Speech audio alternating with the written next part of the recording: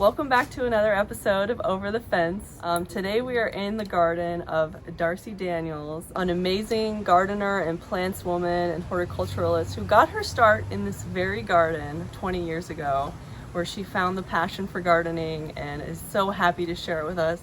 Come with me as we go over the fence.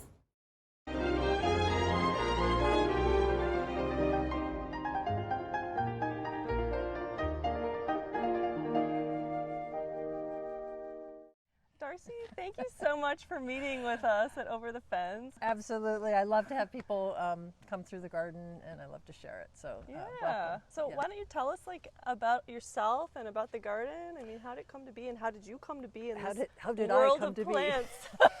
Well, this is my first garden. That's and amazing. But I'll say more about that in a little bit. But it is my first garden, my first house. So we moved in here in 1998, and there was just nothing, absolutely nothing. And I wasn't working in the business. I wasn't working in horticulture at all at that time.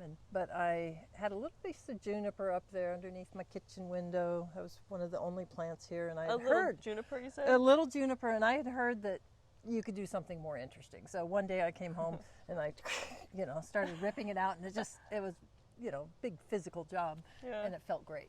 And so anyways, I kept going, and within 2 years, I had done my first pass over the whole garden. Wow! So it's just a fury that took you by storm. A fury, and I just, kind of ignited this passion. And before long, I discovered that this is probably what I should be doing. And so I left my traditional workaday world and became worked in nurseries for a while and worked as a designer for the last 20 some odd years. Wonderful. Well, I'm excited to learn more about your career, but I want to see your garden first of all. So it's just such a diversity of plants. Yeah. So the front garden is really a labor of love. It's changed a lot through the years.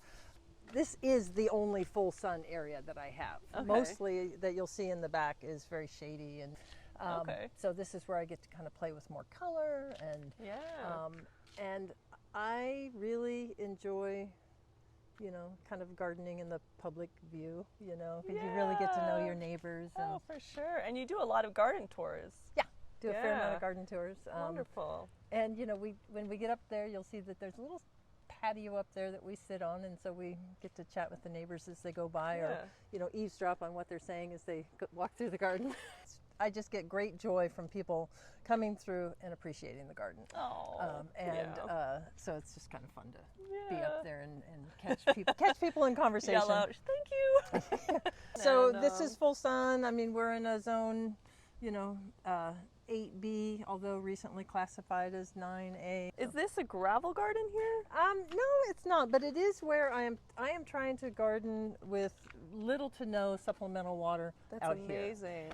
And the hell strip. Yeah, it would be your hell strip, and you can see if you look at the different types of plantings that I am kind of gravitating towards that. This is like a thistle, kind of? Yeah, that's the echinops, so that get that blue globe thistle. I love those. A little later, which is super fun.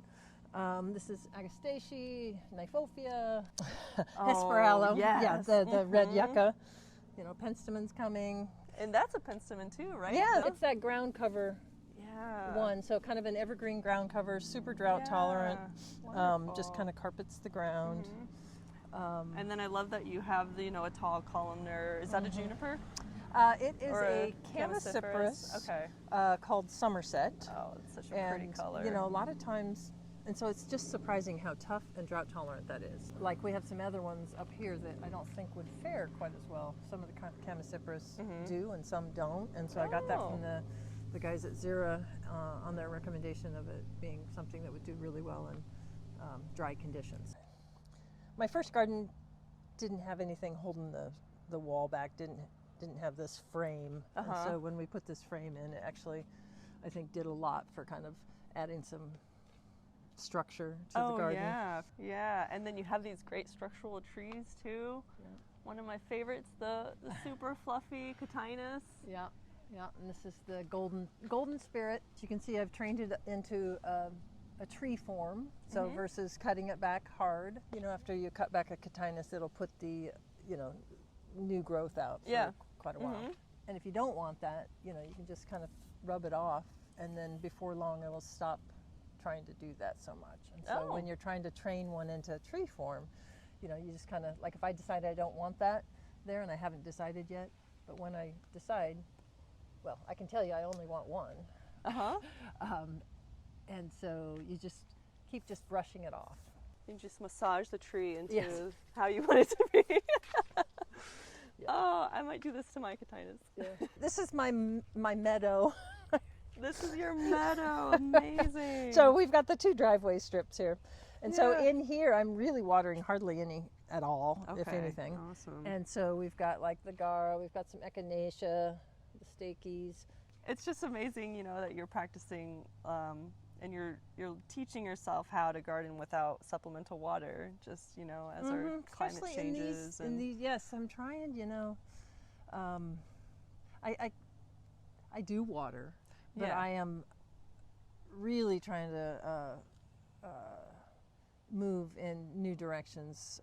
And up front here, this is this area and the front parking strip there are really transitioning into pretty darn low water. So we've got That's amazing. sedums, artemisias, The phlomis. yeah, the The phlomis. quercifolia is a low water. What's this one with these cute little purple flowers? Oh, that's a hardy geranium. Look at it, Very all bright, the way happy through. one. Yeah, just weaving its way. Yeah, Awesome. yeah. So this will just flower all summer. So just changes a lot through the year. Awesome. Oh, I just got to take it all in. Like, This is a fun section where, you know, I do change things up a lot. And a couple of years ago, there was a big old 9-bark in there, a 9-bark Physocarpus diablo that was, I mean, just really big. And and I loved it for many years, but I took it out. And because look at all the look at everything that I get to do in that space now. So I'm having a blast in there. Oh, and then I just wanted to point out this mullein and this yucca. It's just such a great combo. It's like I'm using this as the stake. Very clever. Yeah. Clever accident. We'll see that we have like several seeding areas in the garden, and like this is great in the early part of the year. As soon as we start getting those days where it's, you know, nice enough to be outside, this is great. Just the slightest bit of sun, and it's really nice. Whereas in the back, it's only about now that it starts to be warm enough, because it's kind of shady, it's kind of cool, which is great in high summer, but not so great in early part of the year when it's kind of cold. Yeah, you got to have those multiple places to sit. Yeah. So this is our early season, but now that the you know, this tree here is really coming into its own, and so I think it'll cast a little bit more summer shade this year. Oh. So maybe we'll be out here longer.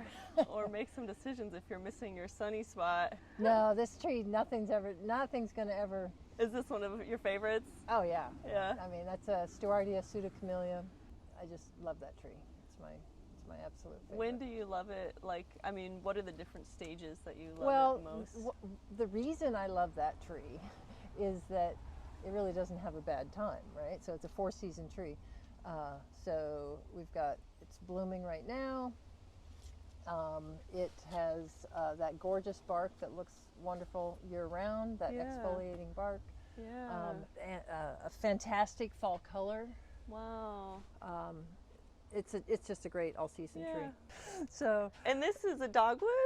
Yes, so that's a hedgerows gold, again, kind of pruned up.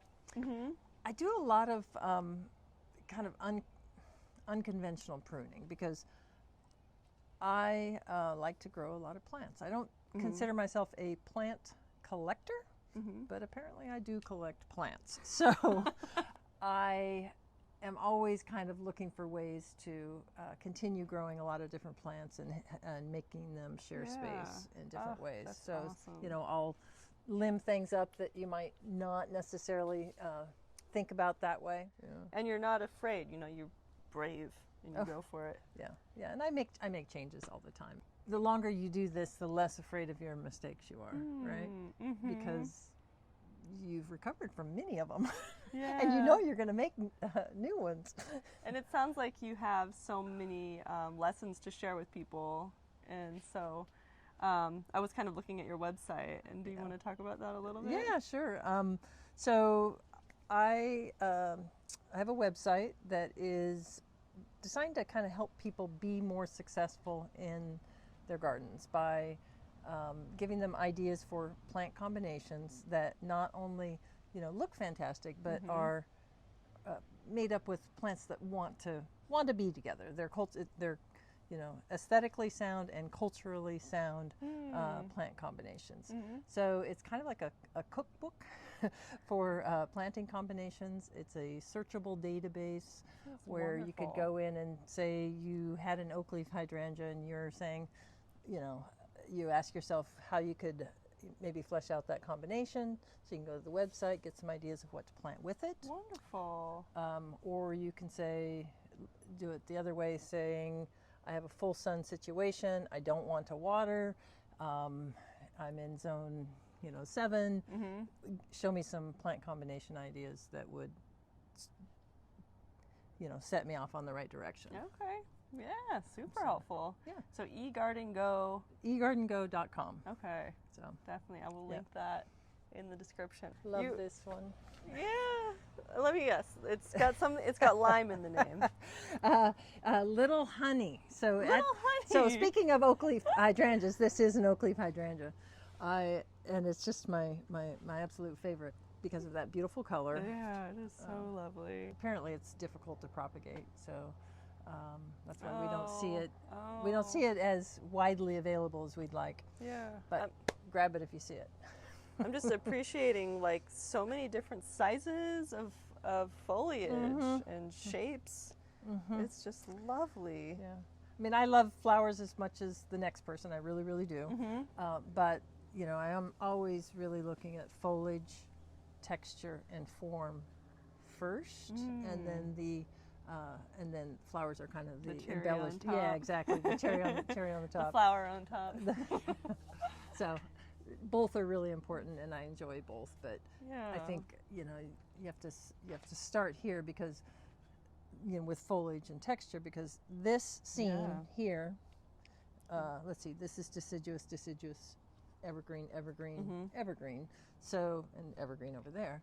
So if we walked by this small little bed as an example, all the way through the year, there is something happening here. When you do foliage, that started looking good this spring, and it's going to be there until fall. No flower is really going to do that for you. Right. So, make sure you look up. This is an unconventional pruning technique. This is a Calycanthus Aphrodite. Okay. And so it's really a shrub, but I've got it like limbed up so I can grow all this other stuff too. But before we get too far away, I wanted to get to talk about your fence. Oh, okay. Yeah. This is just because we're called Over the Fence, and when we have exciting fences, I just get so excited. Yes. How you've incorporated it is just great. And you have, is this a grape? Yeah, that's that purple, purple grape. Yeah. The rose is Westerland. Love that rose. Oh, beautiful. And then over here too, clematis. So all the way along here. So I always knew that I wanted a fence, but I wanted it to be alive. I wanted to, and this is my south side. So this mesh allows me to grow vines. I espalier and wall train some evergreen shrubs like this camellia, this boxwood. It's a combination of evergreen to create a nice boundary between the neighbors, and then lots of vines for color and fun. And it's just got this kind of a gentle undulating curve, which kind of adds some life to the narrow space. And you can't quite see where it's going. And then it also, like a lot of times people do, they say, oh, my space is narrow, so I need to make narrow beds.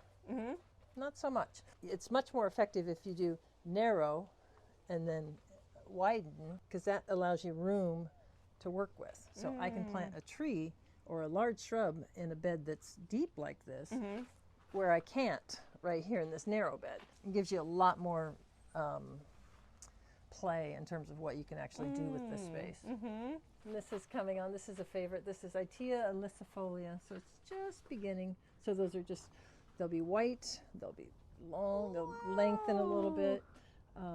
Totally. And new it's vine very to me. amenable to being trained against a fence, which I'm doing. Wonderful. And then you have some other things mixed in. We could... Clematis, lots of clematis. I've been on a bit of a stint of collecting a lot of clematis. And so you will see many of them. Yeah.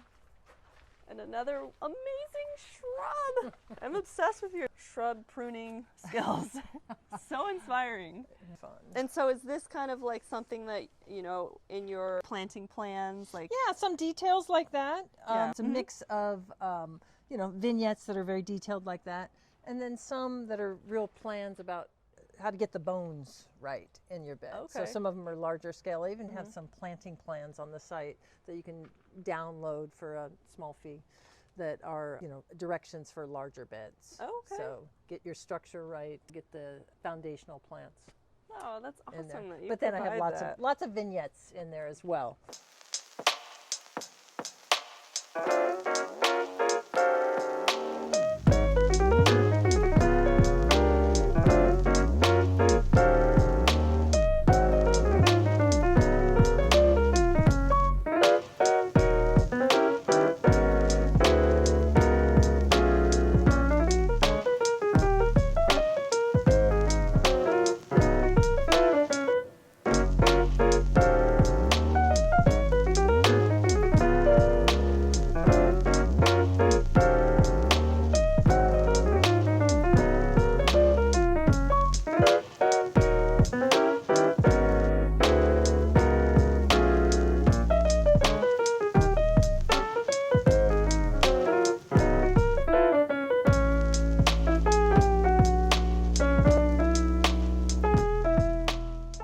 This is such a cool... Is this astroturf? No, it's a little dwarf mondo. Wow. And you know, it's tough little thing, no mow, you know, and just a nice spot of green between the pavers. It sure is. So and then it ties all of these plants in so beautifully. yeah, so I kind of let it go in the bed a little bit to you know, kind of act as a mulch, right? Some of these plants are kind of a living mulch, keep the ground cool. And do you spend a lot of time editing? Yes and no. This garden, your garden, anybody's garden will take as much as you give it, right? And so there are some years where you're on fire and you're doing all, you know, you're making lots of changes, and then some years not so much. And there's nothing that says you have to, but if you're passionate and you're having fun, some years you just feel like doing it. Often I will have, like I said earlier, I'm collecting all sorts of clematis, right? So I did that. Well, I've also gone through periods where I've bought every fern that I ran across. Or species rhododendrons. I've been playing around with those a lot. Yeah. So that's kind of one of the ways that I keep things kind of fresh and changing. I just kind of want to get a big picture because, like, we have this awesome patio here, and then this little path, and then it looks like we have, like, standing here, there's definitely some secret areas that I can't see, so that's really exciting to me. You know, dividing space actually makes the space feel larger, right? And we have really distinct places, like we are in this area a lot as well. And this is the shade one that you're talking about? Yeah, it's a little shadier. In the hot summer months, this is but a nice it's super nice in the summer, in the summer evenings. This over here is just a little nook and cranny. So an interesting thing that you might be able to see from this angle is, you know, I'm in the city. We are close to our neighbors, and I've always kind of just embraced that. I want to collaborate with my neighbors. I want my garden to be joyful for them. I want to be helpful to them if I can. And I don't want to get into boundary conflicts, right? So I deal with it head on. So we have collaborated on our tree plan, right? Wow. So if you look at Like I can look at this and I can tell you that in the next 15 to 20 years, we're not going to have any conflict. But we'd kind of do it in conversation so that we don't plant a tree on my side and then she does one on her side that's going to conflict. I just remember this picture from the internet where it was like a giant barberry and someone, it was on the border between, and it was pruned halfway. Yes, yes, yes. So I'm trying to avoid those sorts of things. Yeah. And in city gardens, urban gardens like this, people are always trying to figure out how to craft a space that feels comfortable and private and exclusive. And a lot of times people will plant their plants at the edge. They'll do their hedge of arborvitae or something like that. Yeah. But you don't have to do it that way. And actually, planting and doing height at varying places and into the property can be just as effective for creating that sense of enclosure. I like to select my rhododendrons for their foliage. And this is just a youngster right now, but check it out. Beautiful. And look at that. Sorry. Look at that, right? Is that cool? That is that beautiful. White underside. This is Laramie. And it'll ultimately kind of fill this space. Wonderful. But I love that white underside. Yeah. And I'm sure it will fit in with this structure so well. Yeah, this will probably require some creative pruning to keep things in there. We've got the professional on the case. So I love this rounded conifer too. Yes. Do you know the name of that? I do. And it is a mouthful. It is it's a Chamaecyparis. I just love that. And I am, if you want it for your notes, I'll give it to you because I can never remember it. But good. And even if I gave it to you though, the trouble is it's just not very available. But you can get something like that. Absolutely. And so basically it's just a conifer that's very dwarf, very slow growing, very drought tolerant. Yeah, and that's probably pretty old, right, to be that size? Yes, yes. So time is another necessary thing to have such a plant. Yes. Unless you want to spend a lot of money. Right, right. That's the conundrum on the dwarf conifers. And also, they keep growing, right? So I prune on my dwarf conifers. I just did some pruning on that one today. There will come a time someday when a decision needs to be made, right? So who wins, who loses, what stays, what goes. But I've been able to keep that little vignette, that trio of plants over there together for a long time. But it won't always be there. So you mean the Chamaecypera and the hydrangea? And the hydrangea, because that's a dwarf hydrangea. And then this is beanpole. I don't know how much bigger it wants to get, but I'm sure it'll keep going. Back here, this is a Pittosporum tall and tough. And can you, are you smelling anything? It's kind of getting to the end of its bloom, but this is very, very fragrant this time of year for a couple of weeks. It's evergreen too, right? Evergreen. That is such a great tree. Or shrub. Well, it's a shrub, and again, I've kind of lifted it up and arborized it a little bit. Amazing. And this is quite big for the type. Again, it's probably been there 15, 18 years, something like that. And then, wow, you just have this Doug fir towering Yeah, my neighbor has the Doug fir. It's kind of a love-hate. It's very messy, but it's nice to have the stature. And then here's another amazing little path to go This down. is kind of like a treasure hunt path. I mean, there's lots of plants through here. It's kind of a little bit of a woodland vibe, I guess. As the garden has gotten fuller and fuller, I mean, I do continue to bring plants home, of course, but I really am looking for little guys, little ones, to just kind of continually add detail. Nice. And so through here are some of those types of plants that. And I love, you're kind of carrying over the dwarf mondo grass, but something totally different. So that's Acorus minimus aureus. That's the very dwarf, because there's the Acorus ogon, which is about this tall. This is the one that really wants to be on the ground about this tall. So it's kind of like pools of light on the ground is the way I think about that. And oh my God, that's beautiful. And is this an umbrella pine? Yes, so this Those are is where so I cool. lost. I had a Nazara here for many years. Loved it. Vanilla tree, right? Yep. Nice. And it got damaged in not this last winter, but the winter before, and it was just. I know that a lot of times they can bounce back, but I gave it a couple of years and it just didn't do it. So we decided to take it out, and this is the umbrella pine. It's the variety called Joe Cozy, so it's going to be very narrow Nice. and give us some height there, but it won't ever dominate the space. It won't get too fat, too wide, too chunky, or anything like that. And is this something that you would kind of limb up as well? This won't need that. Okay. Yeah.